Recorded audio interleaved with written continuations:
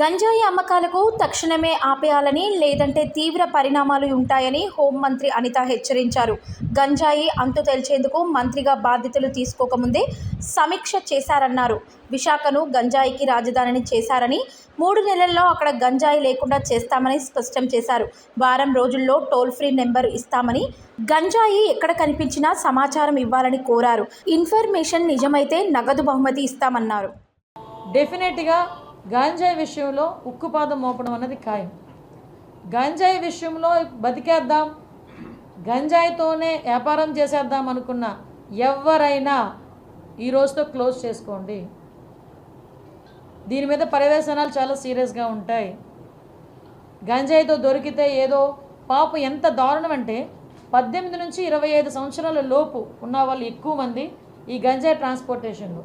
వాళ్ళు చెప్తూ ఉంటే బాధ అనిపిస్తుంది. ఒకరోజు నేను అక్కడ కూడా ఒకసారి సెంట్రల్ జైలు కూడా ఒకసారి వెళ్ళి చూస్తాను. ఒకసారి వెళ్ళి అక్కడ కడుపుతో ఉన్న వాళ్ళు, ప్రెగ్నెంట్ లేడీస్, చిన్న చిన్న పిల్లలు, వాళ్ళందరూ కూడా ఈరోజు 1200 మంది జైల్లో ఉన్నారంటే ఏంటి దాని పరిస్థితి ఏంటి? అంటే ఇన్ని సంవత్సరాలు, ఈ 5 సంవత్సరాలు విశాఖపట్నాన్ని రాజధాని చేసేస్తానని మాట్లాడి ఏందయ్యా రాజధాని చేసామంటే గంజాయికి రాజధాని చేశారు, డ్రగ్స్కి రాజధాని చేశారు. రోడ్డు మీదకి వెళ్తూ ఉంటే భయం వేస్తూ ఉంది. ఇటువంటి సిచ్యువేషన్ నుంచి కంపల్సరీగా ఒక మార్పు అయితే తీసుకురావాలి.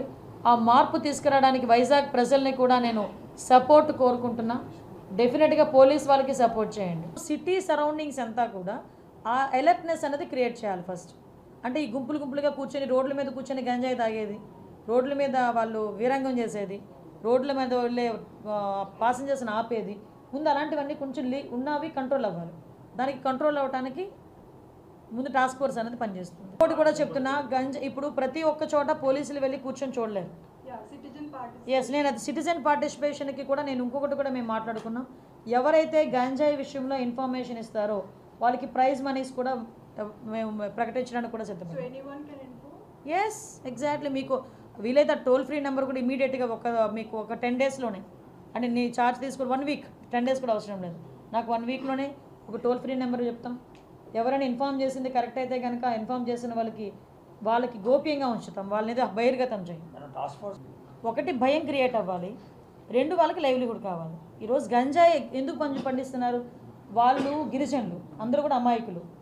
వాళ్ళు గిరిజనుల చేత పండిస్తున్నారు. వాళ్ళు కొంతమంది పెట్టుబడి పెడుతున్నారు, వెళ్ళి ఎకరాకి 1,00,000 ఇస్తాను, ఎకరాకి 2 లక్షలు ఇస్తాను అని వాళ్ళకి చేత పండిస్తున్నారు.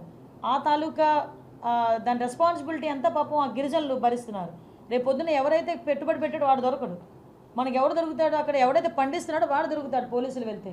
సో అటువంటి సిచ్యువేషన్స్లో వాళ్ళకి మనం కొంచెం మోటివేట్ చేయాలి, అవేర్నెస్ క్రియేట్ చేయాలి.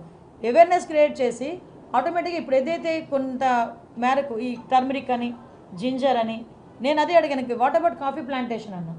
ఎందుకంటే మ్యాక్సిమం ఈ వ్యవసాయం కూడా పోడు వ్యవసాయంలో చేస్తారు. ఈ వాల్స్ మనకి కొండ హిల్స్కి సంబంధించిన స్లోప్స్లోనే జరుగుతుంది ఎక్కువ. ఈ స్టెప్ బై స్టెప్ అది పోడు వ్యవసాయం అంటారు. ఆ పోడు వ్యవసాయంలో జరుగుతుంది. కాఫీ ప్లాంటేషన్కి that is a suitable area కూడా. యాజ్ టాప్ 3 ప్రయారిటీస్ అయితే ఫస్ట్ థింగ్ గంజాయి డ్రగ్స్, కంట్రోల్ ఆఫ్ గంజాయి and drugs. Second thing is protection of women. Third కూడా ఏంటంటే భూములు కబ్జాలు కాకూడదు.